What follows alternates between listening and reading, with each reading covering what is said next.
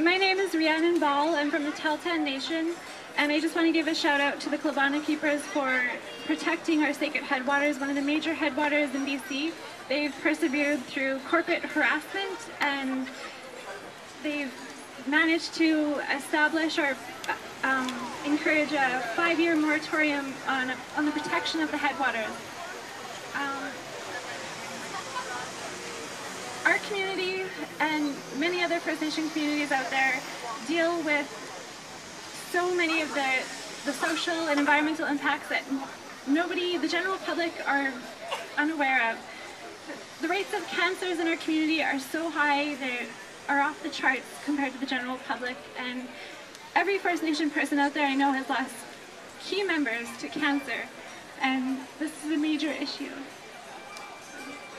I'm sorry, I just want to say we just recently lost some members within both of our communities who have recently been diagnosed with cancer, who passed away from cancers in the last week. Rare cancers that have been unheard of amongst our communities.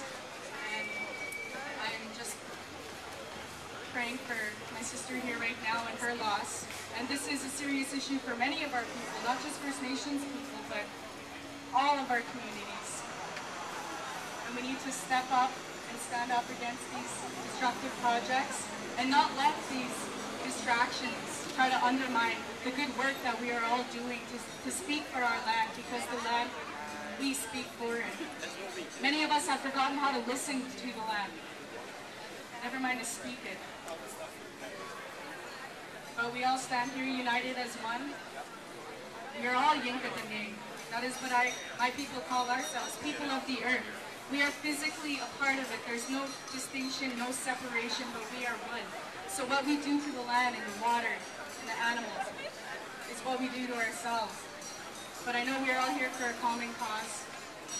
And I pray for all those who are losing people right now to these rare cancers and diseases and the socio-economic impacts that are hurting our communities right now.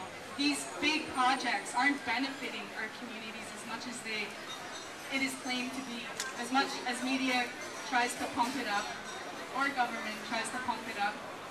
Our lives, all of our lives are worth more than these economic benefits. Yeah!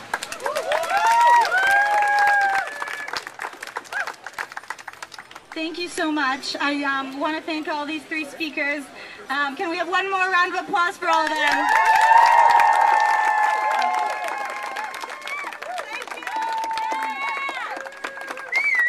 Thank you. I'm now going to pass it on to Sakura Sandes. She is an anti-mining organizer and activist, and she's the editor of protestbarrack.net. Please welcome Sakura.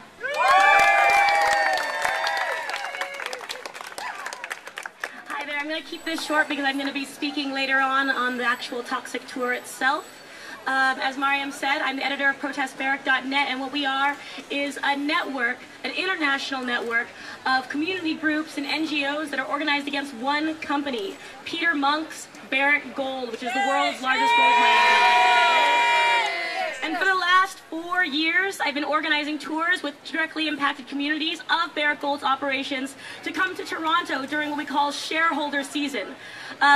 As Kimia said earlier, 75% of the world's mining and exploration companies are based in Toronto, and so these companies meet here and gather with their boards of directors, and so we go into the meetings to say what the reality is on the ground. And every year I come with people from Papua New Guinea, indigenous people from Chile, from United States, from Australia. We are joined by other community groups that are fighting Goldcorp, that are fighting Pacific Rim, that are fighting New Gold from Mexico. All of these communities come here every year because they have strong organized resistance. They have entire movements that are against these companies. And yet, their stories barely ever break the media in this country that has so much to do with their lives. And when we're here to protest the G20, we're also here to protest a top-down economic governance structure. 8 is no different than 20 in that context. These rules that determine economic structure and development projects should be determined by the communities that are impacted by those projects.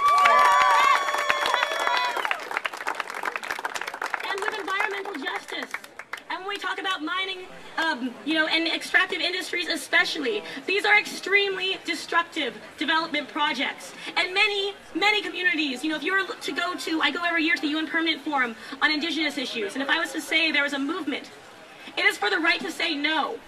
It is for free and prior informed consent. That's what people are fighting for. And that is so much of what environmental justice is all about. And so, extractive industries, they're especially vulnerable to corruption because you have usually federal governments, dealing directly with these large mining companies. These projects are worth billions of dollars.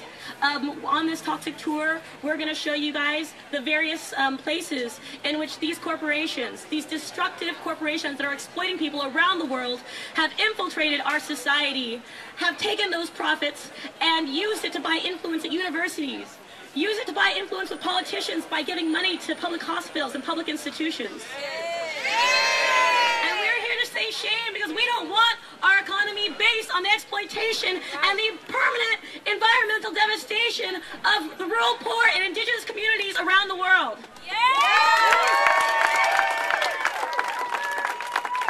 So thank you so much for coming today, and let's have an incredible march. So we have one final speaker. His name is Isaiah Kibigan Toritach. He could probably pronounce it a lot better than I can. He's a program officer for climate and economic justice at Norwegian Church Aid in Kenya.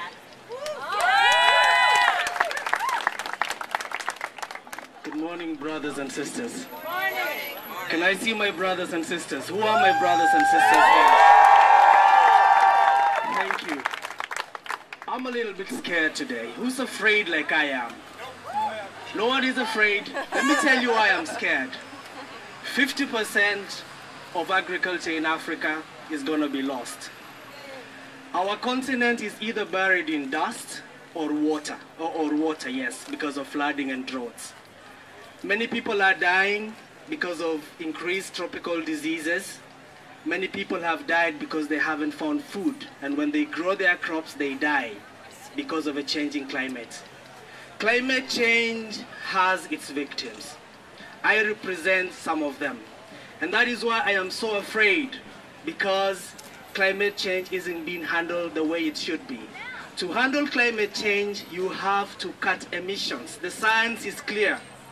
To help people and communities in the South, in Africa, in Guatemala, in other parts of the world, money has to be sent to them to survive.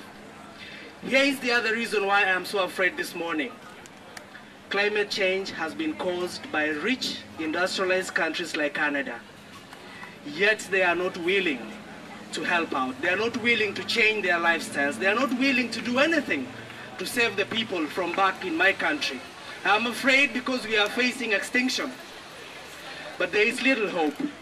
People like yourselves who believe in justice, who believe in truth, will rise up and will speak.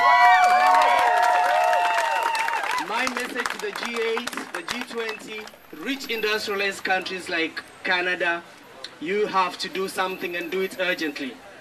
It is not a joke anymore. It's about lives of people. It's about livelihoods. You can do it. Tell me why you are not doing it. Help me understand why you are not doing it. I'm going to go back home now. I'm going to continue being afraid until you do something. But the power in me and the power in people like yourselves cannot die. It cannot die. Life depends on it. People depend on it. So let's work it. Let's make it work out. Thank you so much. Thank you so much to Isaiah and the rest of our speakers.